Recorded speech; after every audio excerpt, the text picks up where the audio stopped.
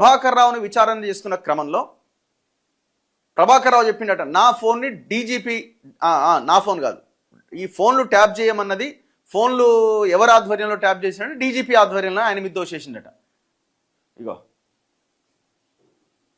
నాటి డీజీపీ చెబితేనే ట్యాపింగ్ చేశా, సిట్ విచారణలో ప్రభాకర్ రావు కొత్త పల్లవి. ఇప్పుడు వెరీ ఇంట్రెస్టింగ్, చాలామందికి నేను నిన్న కూడా ఒక వీడియో చేసిన దీని మీద. కానీ ఇక్కడ జరగబోయేది ఏంటంటే, ఒక రకంగా చెప్పాలంటే ప్రభాకర్ రావు మరి ఎవడు సలహా ఇస్తున్నాడో వీళ్ళకి ఏమో అర్థం కావట్లేదు, ఫ్రస్ట్రేషన్లో ఏం డెసిషన్ తీసుకుంటున్నారు, సలహాలు ఇస్తున్నారో. కానీ ఈయన అనుకుంటున్నాడు నేను డీజీపీ మహేందర్ రెడ్డిని, అంటే మాజీ డీజీపీ మహేందర్ రెడ్డిని నేను ఇరికిచ్చినా అనుకుంటున్నాడు. కానీ ఈయన ఇరికిచ్చింది కేసీఆర్ని. ఇంకొక యాంగిల్ కూడా ఉన్నది ఇందులో, ఇంకొక యాంగిల్ కూడా ఉన్నది. నేను నిన్న కూడా డీజీపీని ఇరికిచ్చిన, మాజీ డీజీపీని ఇరికిచ్చిన ప్రభాకర్ రావు అని ఒక వీడియో చేసిన. కానీ ఇందులో ఇంకొక యాంగిల్ మనం గమనిస్తే, వీళ్ళకి మరి ఎవడు సలహా ఇచ్చిండో తెలియదు, కానీ మాజీ డీజీపీని ఇరికించిన కానీ ఇప్పుడు కేసీఆర్ని ఇరికించినట్టు కనబడుతున్నది. సింపుల్గా ఇప్పుడు ఏమంటున్నాడు ప్రభాకర్ రావు మాట్లాడిండి. ఇప్పుడు ప్రభాకర్ రావు ఎంక్వైరీ, ప్రభాకర్ రావు కింద ఉన్నటువంటి వీళ్ళంతా ప్రణీత్ కావచ్చు,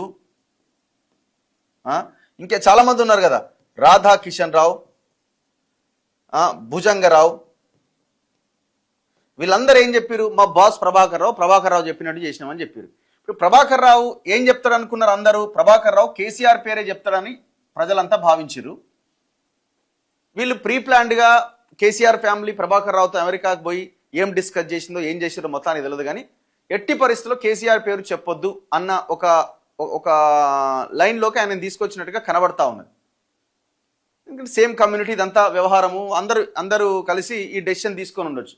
ఇక్కడ ఏం చెప్పిండు, అందుకే ఈయన వీళ్ళు నా బాస్ చెప్తే చేసినామంటే, ఈయన బాస్ ఎవరు, డీజీపీ ఆనాడెవరు, మహేందర్ రెడ్డి. సో నేను డీజీపీ చెప్పినట్టు చేసినాను ఈయన చెప్పేసిండు. దీనివల్ల ఏమవుతుంది, డీజీపీ ఇప్పుడు ఎవరి జోన్లో ఉన్నాడు, రేవంత్ రెడ్డి జోన్లో ఉన్నాడు. ఎవరు, మాజీ డీజీపీ.